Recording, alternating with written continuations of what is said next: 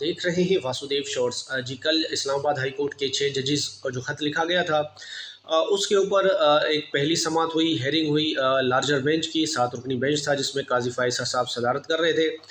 काजी फ़ाइज़ साहब के क्या कहने, वो तो बस आएँ बाएँ शाएँ कर रहे थे और इधर-उधर की बातें। जो ज़्यादातर कोर्ट रिपोर्टर ने रिपोर्ट किया, वो जो मीडिया में भी आया, वो तो सिर्फ़ काज़ी साहब अपनी सफाइयाँ ही पेश कर रहे थे और बस उन्होंने कहा कि सोशल मीडिया एक वबा है, यानी उसको उन्होंने वबा करार दे दिया। पहले तो वो ये कहते थे कि मैं अखबार भी शायद नहीं पढ़ता, टीवी भी नहीं देखता और सोशल मीडिया तो बिल्कुल भी नहीं देखता। लेकिन इससे एक बात साबित होती है कि काज़ी फ़ाइज़ा साहब, चीफ़ जस्टिस ऑफ पाकिस्तान, तमाम तर चीज़ें शायद वो देखते भी हैं, उनको सब खबर रखते हैं, सारी चीज़ों का मालूम है। तभी तो वो इस तरह की बात कर रहे हैं, लेकिन 1 घंटा बोले कोई काम का नहीं। दूसरी जानिब जस्टिस अतर मिल्ला ने कहा कि पिछले 1 साल से जो कुछ हो रहा है हमें सब मालूम है, किस तरह से सियासी इंजीनियरिंग हो रही है, अदालतों को भी इस्तेमाल किया जा रहा है। हम अपना सर जो है वो ज़मीन के नीचे नहीं दे सकते, और आप अटॉर्नी जनरल को कह रहे थे कि आप इस तरह शो ना करेंगे कि जैसे कुछ भी ना हुआ हो।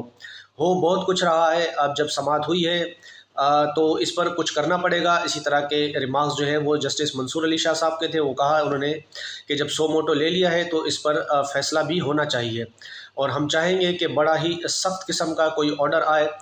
उन्होंने भी एक मिसाल दी शतरमुर्ग की, कि शतरमुर्ग की तरह हम अपने आप को रेत के नीचे अपना सर नहीं डाल सकते।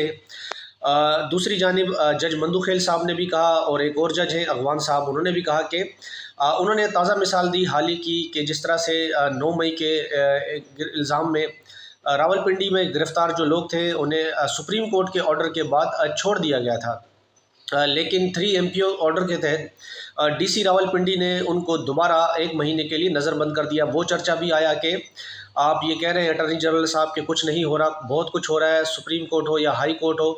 अदालतें मुल्ज़िमान को छोड़ती हैं, बेल देती हैं, लेकिन 3 MPO के तहत उनको दोबारा पकड़ लिया जाता है। जिस पर अटॉर्नी जनरल जो है वो आय माय शाय कर रहे थे और कह रहे थे नहीं जी, ऐसा कुछ भी नहीं हो सकता, नहीं मैं मान सकता कि 3 MPO ऑर्डर के तहत किसी को गिरफ़्तार किया हो।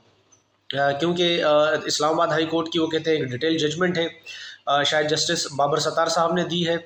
उसमें उन्होंने 3 MPO मुअत्तल किया हो, तो उसके बाद तो बिल्कुल भी गुंजाइश नहीं कि कोई गिरफ़्तार हो 3 MPO ऑर्डर के तहत। लेकिन ऐसा हुआ, जज साहब ने कहा ऐसा हुआ है और आज भी हो रहा है।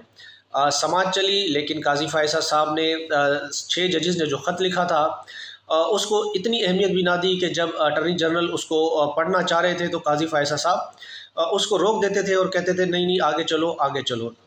यानी और सीरियसनेस का आलम ये देखें कि बस अपनी वजाहतें देने के लिए काजी साहब ने ये समाअत करवाई और उसमें देते रहे, और मज़ीद समाअत, अगली समाअत यानी जो है इस केस की हेयरिंग, मज़ीद उन्होंने ये भी अंदिया दिया कि हो सकता है वो लार्जर बेंच भी आगे जाके फुल कोर्ट जो है इसमें तश्कील दे दें।